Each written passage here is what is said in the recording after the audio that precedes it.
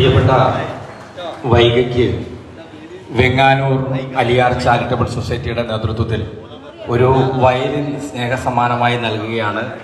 ഓർഗനാണ് നമ്മൾ പറഞ്ഞത്, പക്ഷേ വൈഗയുടെ ഇഷ്ടപ്രകാരമാണ് വയലിൻ സമ്മാനമായി നൽകുന്നത്.